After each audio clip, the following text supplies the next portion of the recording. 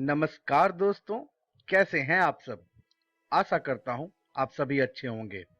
तो आइए, आज के इस वीडियो में आपका स्वागत है। आज हम अनुपात एवं समानुपात भाग 1 के बारे में पढ़ेंगे। आज के इस वीडियो में हम सबसे पहले यह जानेंगे कि इनकी भूमिका क्या होती है। इसके बाद हम अनुपात क्या होता है यह जानेंगे और अंतिम में हम अनुपात निकालने के तरीकों के बारे में जानेंगे। तो आइए, आज का पाठ्यक्रम शुरू करते हैं। सबसे पहले अगर मैं आपसे पूछूं कि क्या आप मुझे यह बता सकते हैं कि यह पेंसिल बड़ी है या फिर छोटी? नहीं ना? चलिए, मैं आपकी एक छोटी सी मदद कर दूं। मैंने आपको यहाँ एक और पेंसिल दे दिया।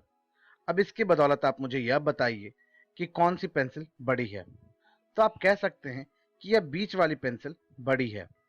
चलिए, अब मैं आपके लिए एक और प्रश्न लाता हूं कि अगर मैं आपको एक और पेंसिल दूं तो अब आप मुझे बताइए कि कौन सी पेंसिल बड़ी है। क्या अब भी यह वाली पेंसिल बड़ी है? नहीं ना, यह अब बड़ी नहीं हुई। तो अब हमारी यह नई वाली पेंसिल बड़ी हो गई और पुरानी जो बड़ी वाली पेंसिल थी वह अब छोटी हो गई। तो हमने यहाँ पर तुलना कर यह बताया कि कौन सी पेंसिल बड़ी है व कौन सी पेंसिल छोटी। तो अनुपात का भी प्रयोग हम तुलना के लिए ही करते हैं और यही इसकी भूमिका भी है। आइए, अब मैं आपको अनुपात के बारे में बताऊं। अनुपात बताने के लिए मैं आपको अपने दोस्त राहुल व मोहन से मिलाता हूं। राहुल का वजन 60 किलो है और मोहन का वजन 30 किलो। तो यहाँ पर हम कह सकते हैं कि अगर हम मोहन के वजन को 2 बार जोड़ें तो वह कुल जोड़कर राहुल के वजन के बराबर होगा, है ना? अब यहाँ के बाद हम इन दोनों के बीच तुलना करते हैं। तो राहुल के वजन का तुलना हम मोहन के वजन से करेंगे। राहुल का वजन था 60 किलो और मोहन का वजन 30 किलो। तो 60 किलो बटा 30 किलो करने पर हमें जो उत्तर ज्ञात होगा वह 2/1 ज्ञात होगा। तो अब जो हमें यह भिन्न ज्ञात हुआ है, इससे हम कह सकते हैं कि राहुल के एक अकेले का वजन मोहन के 2 गुना है। तो यहाँ हमने तुलना कर यह बता दिया। अब यह जो हमें भिन्न ज्ञात हुआ है, इसे हम अनुपात के तौर पे किस प्रकार लिखेंगे। सबसे पहले जो हमारे अंश वाला हिस्सा है, हम सबसे पहले उस संख्या को लिखेंगे। तो यहाँ पर 2 है तो हमने 2 लिखा।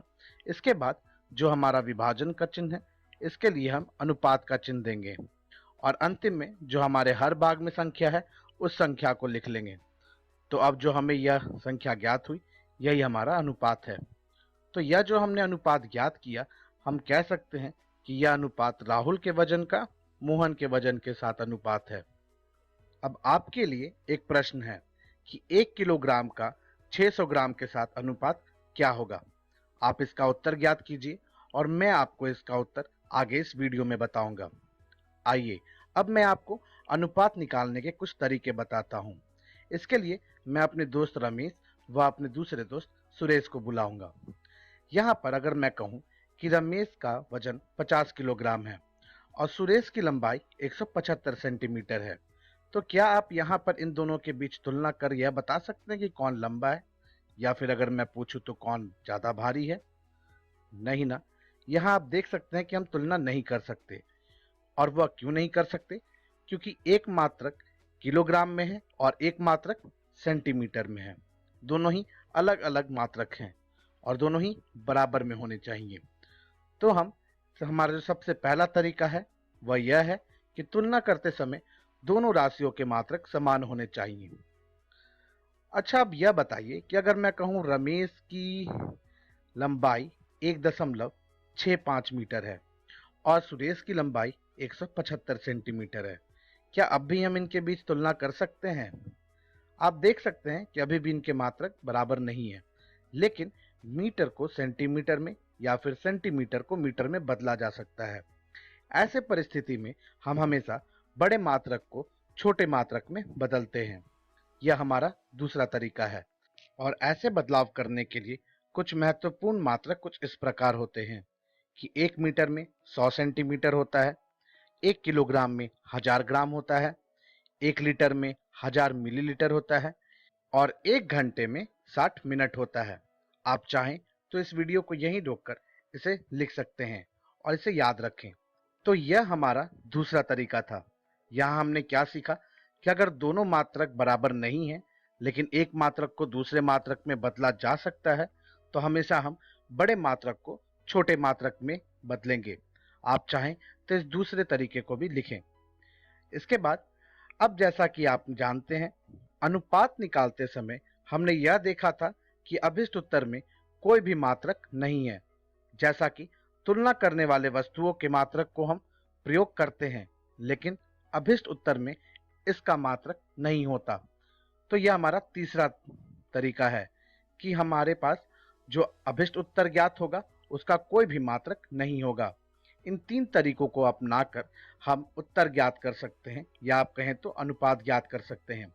आप चाहें तो इन तीनों तरीकों को अपने कॉपी में लिख लें।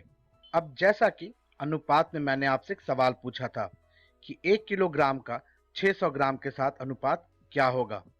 आशा करता हूं कि आपने इसका उत्तर ज्ञात किया होगा।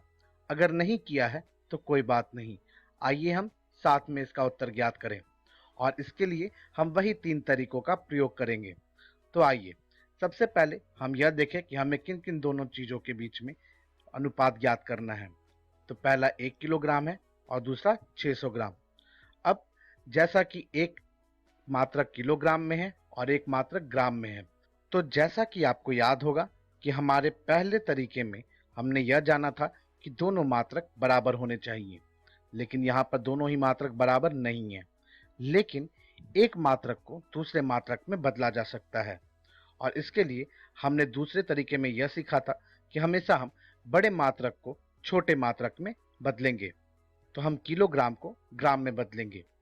अब जैसा कि इसके बाद हमने यह भी जाना था कि 1 किलोग्राम में कुल 1000 ग्राम होते हैं, तो यहाँ पर 1 किलोग्राम की जगह हम 1000 ग्राम लिखेंगे, और 600 ग्राम की जगह दोबारा 600 ही ग्राम लिखेंगे।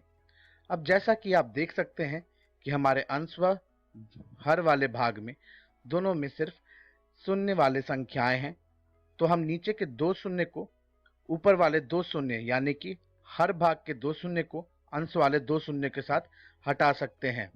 तो इनको हटाने के बाद जो हमें भिन्न ज्ञात होगा वह 10 ग्राम बटा 6 ग्राम होगा। अब यहाँ पर भी आप देख सकते हैं कि हमारे दोनों मात्रक बराबर हैं, तो हम इन दोनों मात्रक को भी यहाँ से हटा देंगे। तो अब जो हमें भिन्न ज्ञात होगा वह 10 बटा 6 होगा, और 10 बटा 6 को अगर हम सरलतम रूप में लिखना चाहें तो हम जानते हैं कि 10 बटा 6 को सरलतम रूप में लिखने के लिए हम 10 व 6 दोनों का विभाजन 2 से कर सकते हैं। तो 10 का विभाजन 2 से करने पर जो हमें उत्तर ज्ञात होगा वो 5 होगा, और 6 का विभाजन 2 से करने पे 3 ज्ञात होगा। तो अब इसे अनुपात के तौर पे लिखने के लिए हम क्या लिख सकते हैं, तो 5:3, और यही हमारा उत्तर होगा। आशा करता हूं आपको यह समझ में आया होगा और आप इसे याद रखेंगे। तो अब आपके लिए एक और प्रश्न है कि 2 मीटर का 50 सेंटीमीटर के साथ अनुपात ज्ञात कर बताइए कि उत्तर कितना होगा। आप इस प्रश्न को लिख लीजिए और अपने घर पे इसका उत्तर ज्ञात कीजिएगा। मैं आपको इसका उत्तर अपनी अगली वीडियो में बताऊंगा। तो आज के इस वीडियो में हमने सबसे पहले यह जाना कि अनुपात की भूमिका क्या होती है, इसके बाद अनुपात किसे कहते हैं, और अंतिम में हमने यह भी जाना कि अनुपात निकालने के तरीके क्या होते हैं। अब अपनी अगली वीडियो में हम सबसे पहले यह जानेंगे कि तुल्य अनुपात किसे कहते हैं, और अंतिम में यह भी जानेंगे कि राशियों का समानुपात किस प्रकार लिखा जाता है। तो अब अपनी हम अगली वीडियो में मिलते हैं।